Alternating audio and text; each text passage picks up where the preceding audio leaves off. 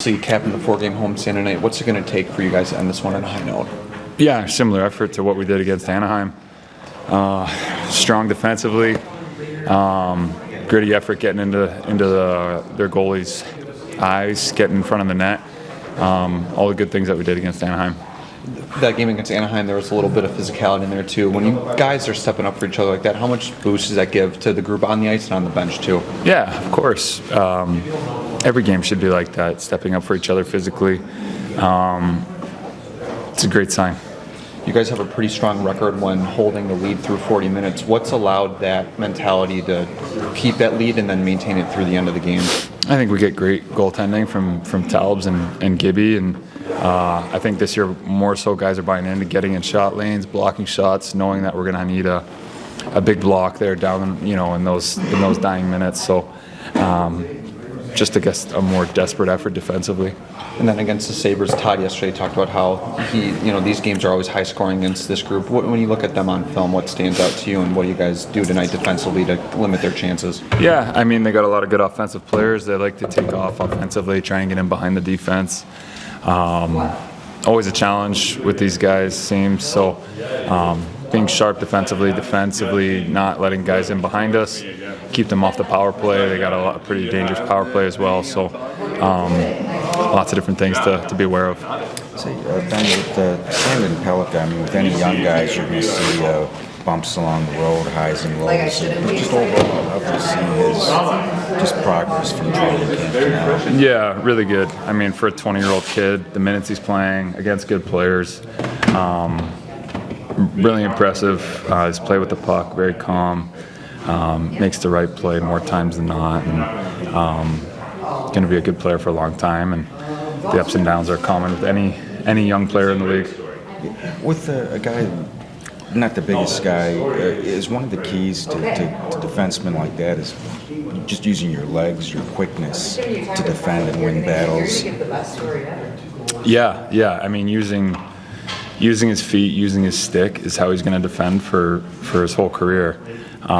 So the quicker he gets, improves on that and works at that, the better he'll be defensively. Those are going to be the keys for him. I played with a defenseman not too dissimilar to Axe and Josh Morrissey in Winnipeg, smaller guy, but learned how to use his stick really well defensively, and now he's one of the best defensemen in the league. So if Axe can figure those things out, and something that we try and preach to him as older guys, and Trent Yanni, the coach, talks to him about him all the time. So something for him to strive towards. Thanks, buddy. Todd, is Gibson starting today? Yep. And any lineup changes from the last game? We'll get an update on some bumps and bruises, but the plan right now is to stay with the same lineup. Okay, because a couple guys didn't scan. It was an optional, but yeah. So you're not sure if everybody's available yet. Again, I'll get an update on. They're still coming off on some bumps and bruises, and we'll make decisions based on that. You were talking about Sand and Pellica yesterday, and for a young guy, not the biggest guy, defenseman, do guys like that have to learn more how to use their legs, their quickness, their stick to defend it? Because it seemed like maybe similar to Johansson last year, where he sort of figured it out mid-season. Yeah, their Axe isn't the biggest guy, but he's not tiny. He's not the biggest defender. So who are some of those others that have been around? Dan Boyle was a real prime example for me. I spent all those years in San Jose, competitive, knew how to use what God gave him to the best of his ability. So he knew what battle he could win and lose physically, and he was involved in all of them. If he could win a physical battle, he'd go win it. If his analysis or his judgment was, I'm probably on the short end of this stick, then his mind and his legs took over and positioned him well, and he outsmarted people. And sometimes when you're not the biggest or strongest, you have to have legs in your head to get you out of trouble. And Axe is still learning that. Yes, he's played against men before in Europe on bigger ice, and and whatnot. This happens a little faster here. It's a little bigger, a little stronger. So, he's 20 and he's going to keep on learning throughout his career, but it's going to be a good long one.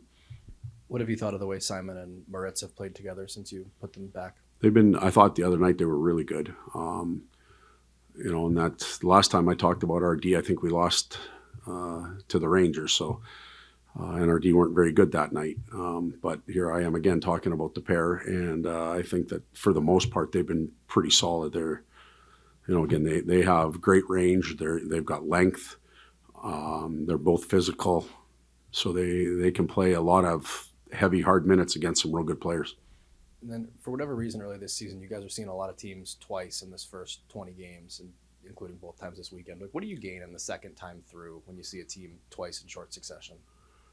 Well, you have, you have your memory of the game, but we also have some evidence of how things have gone.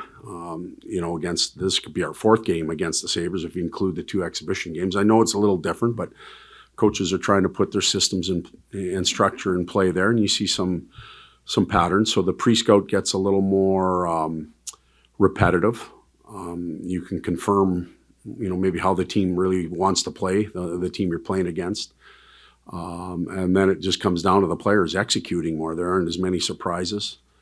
And it gives us a chance. If you think about it, you play series of games. I think this year we only play Buffalo 3 times. It's one of those offsetting, but we're down by 1.